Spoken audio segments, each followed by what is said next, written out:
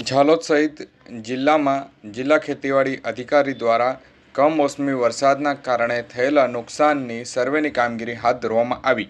આ તારીખ 1/11/2025 શનિવારના રોજ સાંજે 4:30 સુધીમાં કમોસમી વરસાદના કારણે થયેલા પાકના નુકસાન સર્વે માટે દાહોદ, ઝાલોદ અને ફતેપુરા તાલુકાના વિવિધ ગામોની જિલ્લા ખેતીવાડી અધિકારી તથા અધિકારીઓની ટીમોએ મુલાકાત લીધી હતી। ખેડૂતોને થયેલા નુકસાનનું વાસ્તવિક મૂલ્યાંકન કરવા માટે કૃષિ પ્રગતિ એપ મારફતે સર્વેની કામગીરી કરવામાં આવી રહી છે। આ સર્વે અંતર્ગત ખેતીના પાક, જમીનની સ્થિતિ અને નુકસાનના પ્રમાણની વિગતવાર માહિતી એકત્ર કરવામાં આવશે, જેથી સરકાર દ્વારા યોગ્ય વળતર સહાય નક્કી કરી શકાશે। જિલ્લા ખેતીવાડી અધિકારીએ જણાવ્યું કે ખેડૂતોને કોઈપણ પ્રકારની ચિંતા કરવાની જરૂર નથી। સરકાર તેમની સાથે છે અને દરેક પાત્ર ખેડૂતોને યોગ્ય સહાય પહોંચાડવામાં આવશે।